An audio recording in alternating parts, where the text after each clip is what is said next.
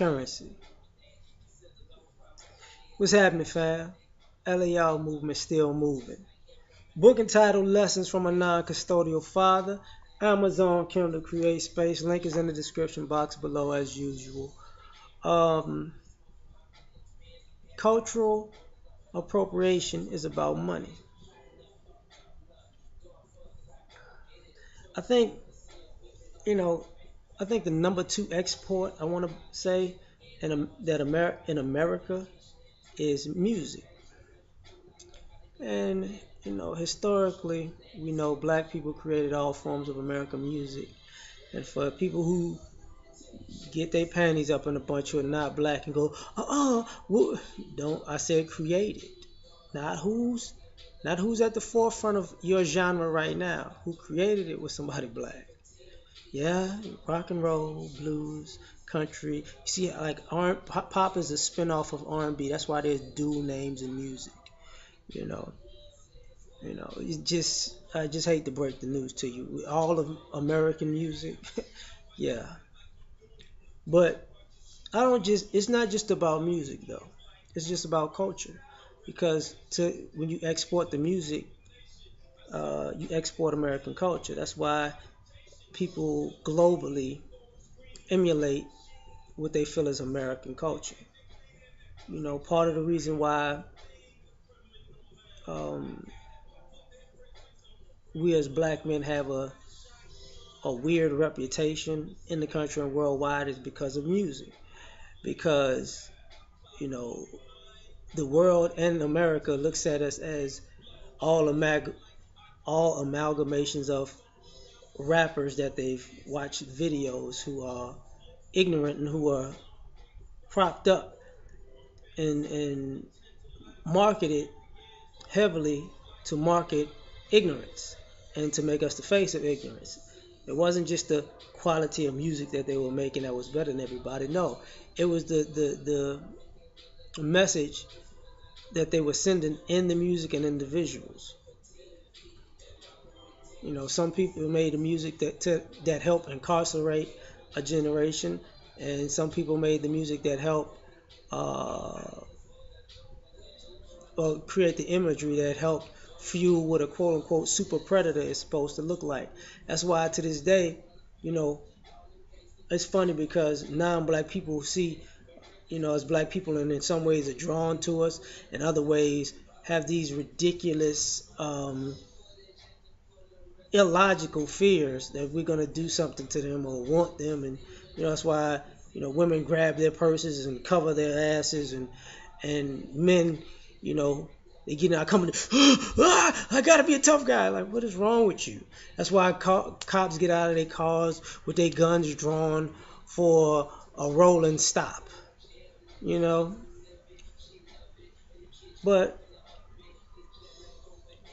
getting back to the cultural appropriation is about money, because this is all the other end of that spectrum is our music is big globally.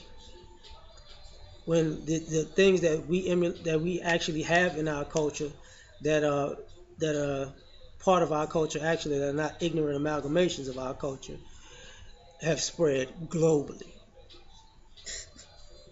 That's why most artists can do better outside of America than they can in America, especially black artists. That's why a lot of you don't see us as black people emulating white culture and white music.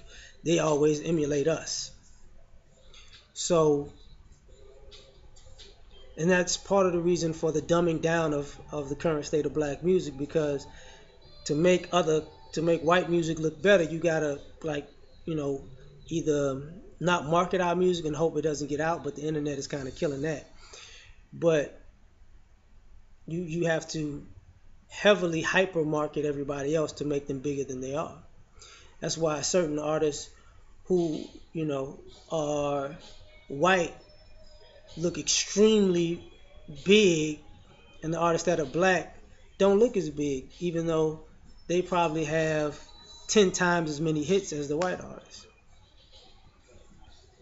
the because you know the cultural appropriation is a way to get more money into the economy. So there's a money grab.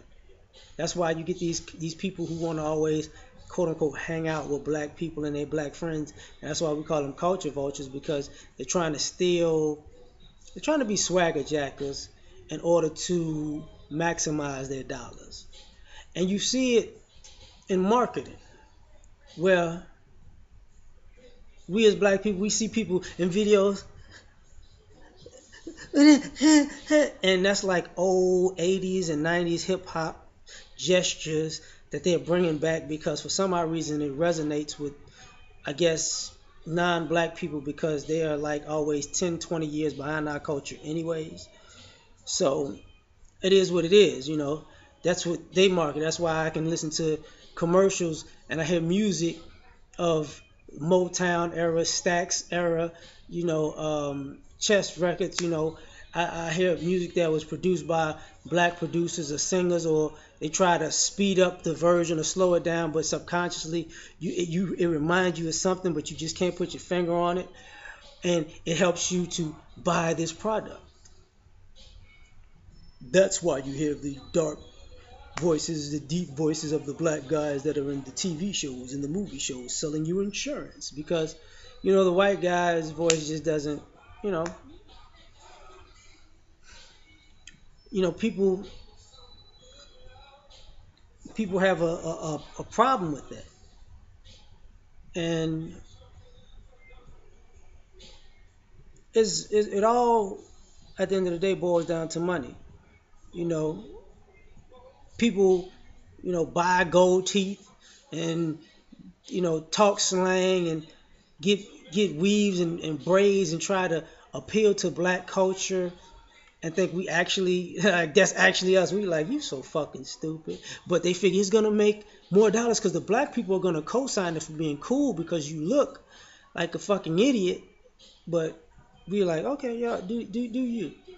Not understanding that the people you see like that, there's a certain culture that goes behind that stems from something that happened years ago. But we're not gonna get into that. That's why, you see the videos with the people dancing in the background and they have this choreographed, what they think is hip hop, R&B esque movements, and and it's like, and we're like, whatever. As you see social media videos, that's how people are getting views and likes by, once we do something, somebody white has to do the same thing, and it's all about, the export of black culture because black culture, i.e., black music, which pushes the culture, is an export and it generates a lot of money globally.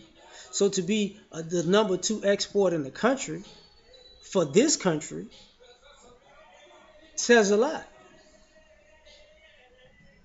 Compare that to all of the industries that quote unquote this country creates and exports. That says a lot. So of course you're gonna get culture vultures. Of course we have a we might have Black Lives Matter music be infiltrated with All Lives Matter music. Of course, if a black person creates a great song, it's gonna be another. You know how many Pat Boones exist at this particular time? A black person writes a great screenplay that becomes a great movie. Of course, they're gonna take credit for it, like The Matrix. Oh yeah, oh, I wasn't supposed to say that. Ha ha ha. You know, of course, that's why you get the gods of Egypt with a bunch of white people, is because cultural appropriation makes money.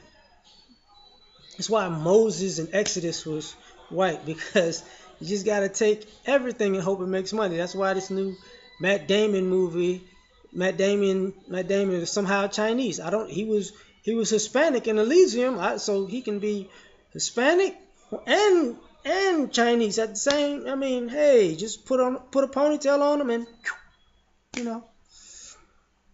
But at the end of the day, it's all about money. You know, hell,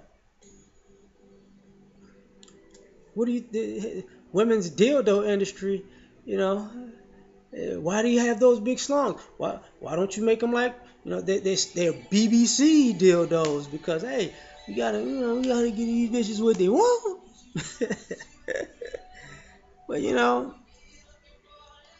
at the end of the day, they say